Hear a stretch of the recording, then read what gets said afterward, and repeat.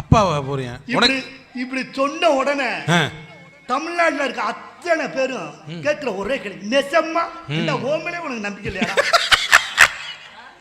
அவன் கேட்கிற கேள்வி நெசம்மா நெசம்மா.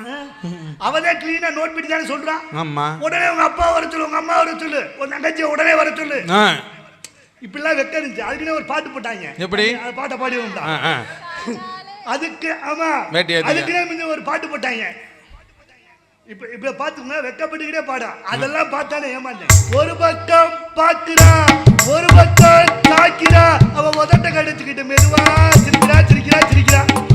இதே பாட்டியா நேத்திங்க இந்த மாதிரி பாட்டு கராட்டத்தில் பண்ணா இருக்கு. இப்போ ஒரு பாட்டு இருக்கு நண்பா டோக்கி, எனக்கா ஒரு நிமிஷம் இங்கே கராட்டு நடந்துச்சு, அதுக்காக சொல்றேன்.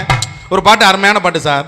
ஒரு ஜீவன் தான் உன் பாடல் தான் ஓயாமல் இசைக்கின்றது, பாசங்களும் பந்தங்களும் பிரித்தாலும் பிரியாதது. இதான் பாட்டு.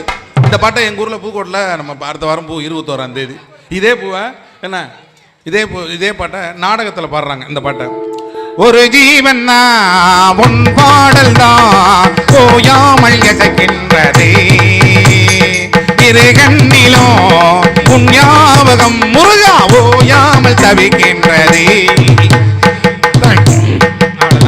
இடையில முருகான்னு சொன்னா வள்ளி திருமண நாடகம். இதே பாட்டு கரகாட்டத்தில் வந்துருச்சு. ஒரே பாட்டு தான். கரகாட்டத்தில் சூப்பரா பாடினான்.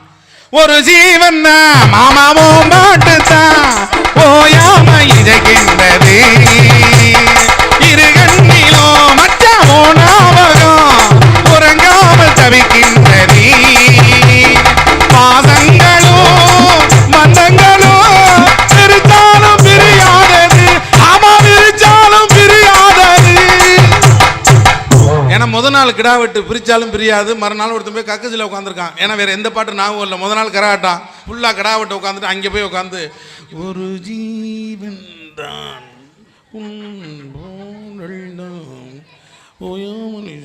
பாசங்களும் பந்தங்களும் பிரித்தா பிரியாதது. இதேனா தலைமை இது மாதிரி பல்வேறு இதுகள் பண்ணுவாப்புல தலைவா குயிக்கவங்க. நான் ரொம்ப சிம்பிளா சொல்றேங்க. ஒரு காலத்துல பெண்கள்லாம் குடும்ப பெண்களா இருந்தாங்க. ஆமா, குடும்ப பெண்களா இருந்தாங்க. இன்னைக்கு கொலை பண்ற பெண்களா இருக்காங்க. இன்னைக்கு இருக்கிறாங்க, கல்லூரில மட்டும் இருக்கிறாங்க. ஆமா, கவனமா சொல்லு, காரு போகணும். நீ சொல்லி விளக்கமா தடி வாங்க வச்சிடாத என்னைய. அதான் உண்மையை சொல்றேன். கிராமத்துக்கு கிராமம், நாட்டுக்கு நாடு. முன்னெல்லாம் உங்க ஆத்தா வீட்டுக்கு அனுப்பிடுவேன் அப்படின்னு சொல்லுங்க. எங்க எதை வேணாலும் சொல்லுங்க, அதை மட்டும் சொல்லாங்க. இப்ப 1 2 3 மாதிரி 1 2 3 மாதிரி வச்சிருக்காங்க. எங்க ஆத்தா வீட்டுக்கு ரெடி ஒரே நிமிஷத்துல ஓடிடுறாங்க. வெயிட்டிங் லிஸ்ட்ல 25 பேர் இருக்காங்க. நான் சத்தியமா சொல்றேன். பேஸ்புக்ன்றாங்க, டிக்டாக்ன்றாங்க. நம்ம உயிருக்கு நமக்கே ஆபத்து. நான் விளையாட்டுக்கு சொல்லல. அன்னைக்கு ஒருத்தர் ரசத்துல உப்பு இல்லைன்னு இருக்கானே, போலீஸ்க்கு பொன் பண்ணிச்சு அந்த அம்மா. என் புருஷன் இதை ரொம்ப கொடுமைப்படுத்துறாரு. என்ன பண்ற, ரசத்துக்கு உப்பு இல்லைண்டா அடிச்சுட்டாங்க. நீ வேற என்னைய நான் கேட்டேன் தலைவா இந்த கொரோனா நேரத்துல, என்னடி சாம்பார் இது, உப்பும்ல உரப்பும்ல புளியும்ல என்ன சாம்பார்னு. ஒரு நிமிஷம் சரியான போனை போட்டு முனிசிபாலிட்டிக்கு போனை போட்டு என் வீட்டுக்காருக்கு டேஸ்ட்டும் இல்லை ஒன்றும் இல்லை சுவாசம்னா இல்லைங்கிறாரு, நேராக கொண்டுக்கிட்டு வாங்க கொரோனா இருக்கும் போல் கொண்டுக்கிட்டு போங்கன்னாரு. என்னை கொண்டு போய் பெரிய ஹாஸ்பிட்டல் உட்கார வச்சாங்க. எவ்வளோ நாளாக என் வீட்டில் இருக்கேன்னு, 1 மாசமா இருக்கேன் சார், என் பொண்டாட்டி 3 நாளாக இருமிக்கிட்டு இருக்கா, கூட்டிட்டு வாங்கன்னு. அடுத்த வண்டியில் அதையும் கொண்டாந்து உட்கார வச்சுட்டாங்க. ஜாலியாக இருந்தால் 15 நாள். எப்படி பாருங்க, நர்சினா நல்லா இருந்துச்சு. ஆனால் எல்லாத்தையும் மூடி கண்ணு மட்டும் தான் தெரிஞ்சு. என்ன ஒன்று சொல்றீங்க? நான் ஒரே ஒரு செய்தியை மட்டும் சொல்லிட்டு முடிச்சுறேன். செய்தி ரொம்ப பெருசாக நினைக்காங்க. நான் சத்தியமா எல்லாத்துக்கும் ஒரு குறைபாடு இருக்கு. பசங்களை பெத்தா அம்மா அப்பாவை பார்க்க மாட்டேன்றான், அண்ணன் தம்பி மேல பாசம் இல்லாம போயிருது அப்படின்னு ஒரு குறைபாடு இருக்கு. நான் சத்தியமா சொல்றேன்க்கா, நான் சத்தியமா இந்த கல்லூர் இந்த மாரியம்மன் கோயில் வாசல்ல சொல்றேன். சத்தியமா சொல்றேன், தயவு செய்து எங்க ஆத்தாளோட சேர்த்து வைங்க. ஏன் தலைவா 10 வருஷமாச்சு எங்க ஆத்தாவை புரிஞ்சு. நேருக்கு நேரம் பார்த்தா பேச விட மாட்டேன்றாங்க. நாசமா போக, யாரு வீட்டுல பிறந்தான்னு தெரியல, விளங்காம போக. கோயில் வாசல்ல தான் சொல்லாத வீட்டுக்காரமா பாவம். உண்மையை தானே சொல்றேன், சத்தியமா சொல்றேன்க்கா.